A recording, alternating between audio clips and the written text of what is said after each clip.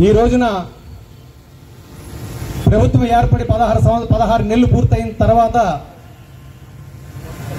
సుదీర్ఘమైన విరామం తర్వాత, అంటే తెలుగుదేశం పార్టీ ఇంతకుముందు ఏర్పడినప్పటికీ కూడా 23 సంవత్సరాలు 24 సంవత్సరాల తర్వాత దేవస్థానాలకు పాలక మండలిని ఏర్పాటు చేయడం అన్నది చాలా ఆనందకరమైన విషయం. దాంట్లో భాగంగా ఎవరైతే తన గెలుపు కోసం పనిచేసి ఉన్నారో వారిని గుర్తించి తెలుగుదేశం పార్టీతో పాటు ముందుకు తీసుకువెళుతూ చైర్మన్ క్యాండిడేట్ నిర్ణయించే ముందు కూడా బ్యాక్ డోర్ వెరిఫికేషన్ అని చెప్పి మనకి కంప్యూటర్ ఈ లేటెస్ట్ ఉద్యోగాలు చేసేటప్పుడు కార్పొరేట్ కంపెనీలు ఒక విధానాన్ని అవలంబిస్తూ ఉంటాయి. అలాగే ఇక్కడ చైర్మన్ గారు అలాగే వారి యొక్క సభ్యులు ప్రమాణ స్వీకార కార్యక్రమానికి విచ్చేసిన వారి యొక్క అభిమానులకు, మీడియా వారికి అందరికీ కూడా పేరు పేరున నమస్కరించుకుంటూ, ఈఓ గారు ఉన్నారా ఇక్కడే? సంతకాలు పెట్టేశారు కదండి. ఓకే ఓకే, చాలా ఆనందంగా ఉంది.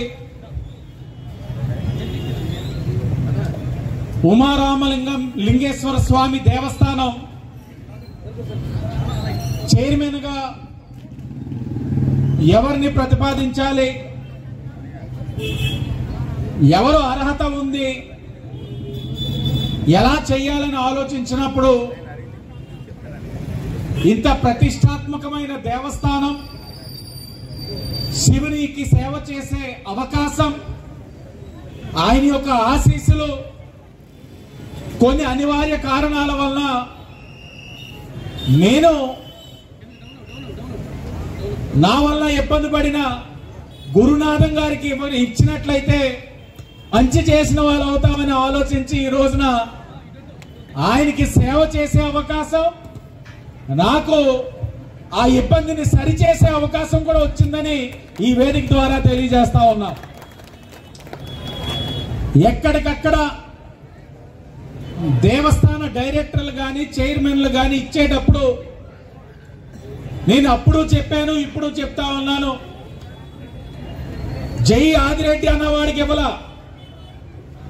జై కూటమి, జై తెలుగుదేశం, జై జనసేన, జై బీజేపీ అని జెండా మోసిన వాళ్ళనే గుర్తించాం. పార్టీకి అంకిత భావంతో ఉన్న వాళ్ళనే గుర్తించాం. చైర్మన్ గా ఇచ్చిన వ్యక్తి ఆనాడు కూటమి వల్ల కలిగిన ఇబ్బంది వల్ల మాట్లాడున్నట్లయితే ఆనాడు కొన్ని ఇబ్బందికర పరిస్థితులు వద్దును, కానీ పార్టీ పట్ల ఒక అంకిత భావంతో, ఒక జన సైనికుడిగా, క్రమశిక్షణ కలిగిన వ్యక్తిగా ఎక్కడ కూడా పల్లెత్తు మాట అనలా. ఇచ్చిన తర్వాత ఒకేలా చూస్తున్నాను, ఆనాడు ఇబ్బంది కలిగినప్పుడు కూడా ఒకేలాగే చూశాను. అంటే మంచైనా కష్టమైనా ఒకలాగే ఉన్నారు ఆయన.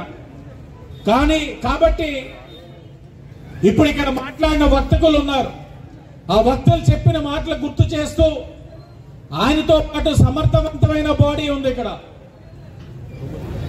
వచ్చేది కార్తీక మాసం, శివునికి సేవ చేసే అవకాశం ఆయన మీకు ఇచ్చారు, గుర్తుండిపోయేలా చేయాలని చెప్పి మీ అందరినీ కోరుతా ఉన్నాం. ఎందుకంటే ఇక్కడ రొప్పు శేఖర్ గారు కానీ, ద్వారపార్ సుందరి గారు కానీ, మధ్య రాంబాబు గారు కానీ, అలాగే ఈ దేవస్థానానికి వచ్చే భక్తులు కానీ అనేకమైన సూచనలు ఇవ్వడం జరిగింది. వాటన్నిటిని గుర్తు పెట్టుకొని మీ దృష్టి కూడా తెచ్చాం.